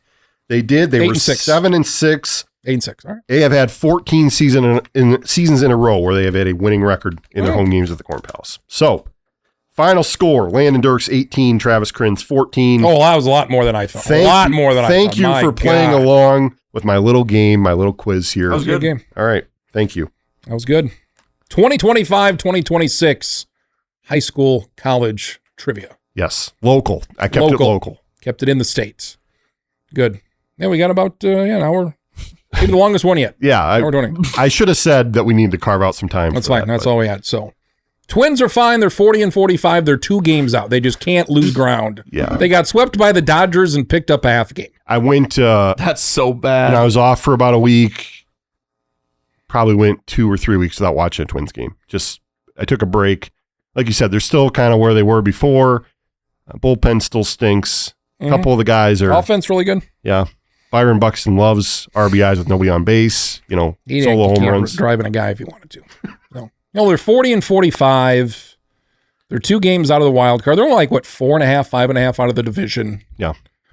So it's like this again. They're not a great team. Obviously, they're 5 games under, but nobody else is. They're right in the mix with everybody else. How many teams above 500 in the whole AL? 5. Yeah, not very many. And Cleveland's only a couple games up. So you hear people that maybe pay attention a little bit. Oh, they're 10 games under. Oh, they're not 10 games under. They're 5 games. They've never been 10 games under. And you don't know math. Oh, they're not very good. No, their offense. Who's Ryan Kreidler? Who's Tristan? Who are they? It doesn't matter. They've scored the most runs. Now they've got, I think, a 3-run lead on the Yankees. What if I were to tell you, Landon, the Twins have scored the most runs in the American League? I actually knew that. Blown away. I wouldn't have believed it. They also given up the most runs, so that's another issue.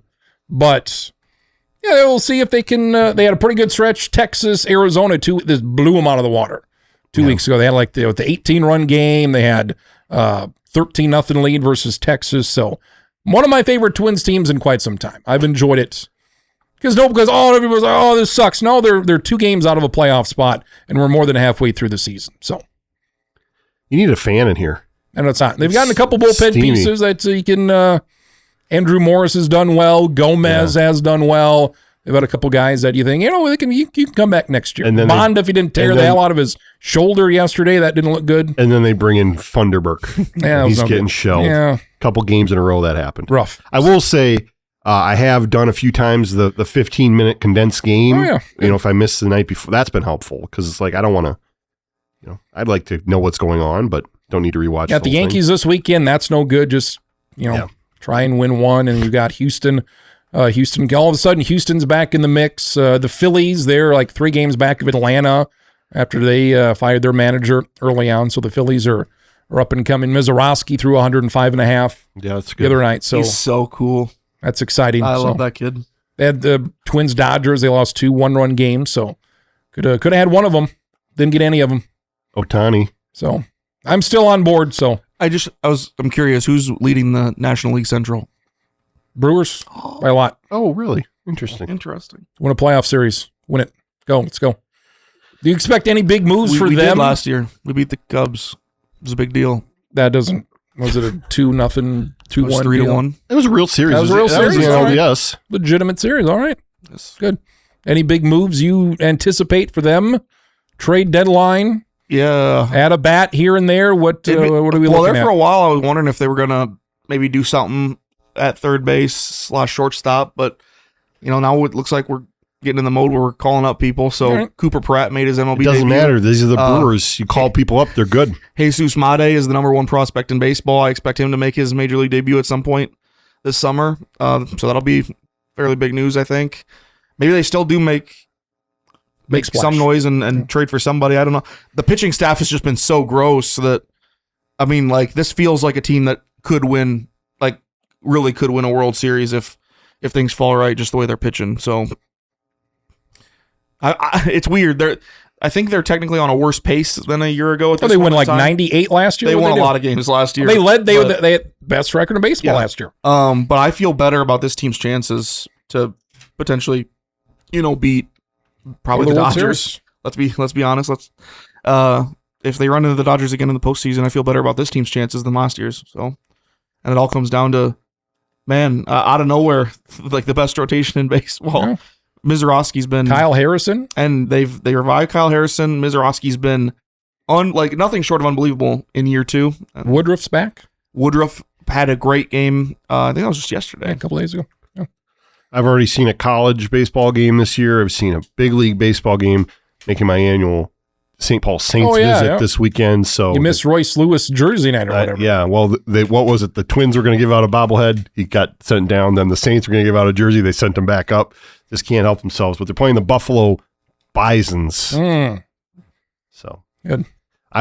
We talked about it before. I will bring some college football win totals to one of these. Walker Jenkins in AAA. You got Culpepper. He got a couple What guys. are you going this weekend? This weekend, yeah. This weekend, so maybe he's on the mend. He should be back if he's not already back. So we'll see if the Twins call up any of these guys. Maybe post All-Star break. We'll see. Did the whole Sorsby thing happen while we were gone? Or did we talk yeah, about pretty much. On the list here on the bottom is like... I mean, what needed to happen ended up happening. So I guess big old it's... mess. Wow. I mean, just the gall to try to play after you've been... Just find a judge and say, yep, that's fine. Yeah.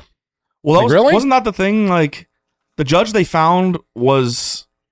It's not a Texas Tech. He was Houston. They moved it to a case with somebody that didn't have ties. Yeah, he went to the University of Houston. Yeah, he did not have Texas Tech ties, but somehow he was still sympathetic to Texas Tech, and it's like it's unreal. Like in the field, like betting on sports is like the number one. Like there's no gray area. Like no, you did this, you're done forever. So it's like I can't imagine anybody's going to draft him next year.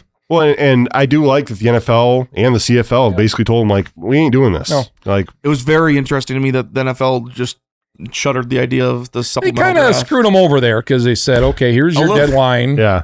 Which is, there's no reason why he shouldn't be unless they say, yeah, you bet in college, that means that you're banned from the NFL. Being an adult has consequences, and you wanted to bet on football, there's a consequence now because you got caught and found out, and so... Yeah, I just don't have any sympathy. I know you're using the mental health excuse to put on that he needs to be on the team.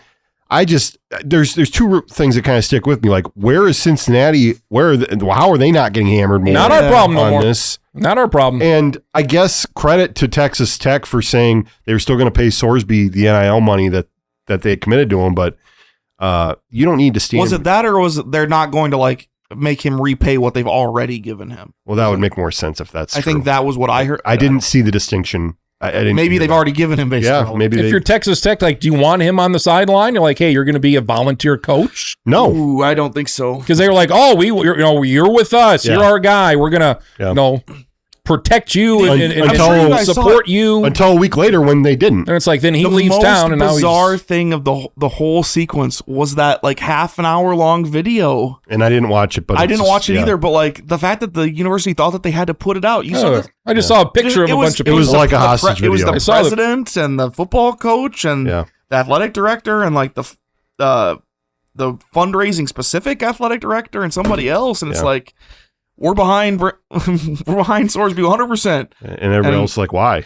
And it's like, this is a weird hill. And I think part of this is also Texas Tech doesn't have you don't have a great backup or a guy behind him. Like, that's what I needed to check because they had, he was their quarterback. I think it was Will Hammond, right? And they have a guy last year. They have another, and he was good, but I don't know if he stayed. There's another guy that got hurt that he's not going to probably be available. Maybe that's him, but yeah. Like if you're Texas Tech and the judge ruled in your favor, it's like, okay, well, he's going to play because the judge said yes. So why would he not play?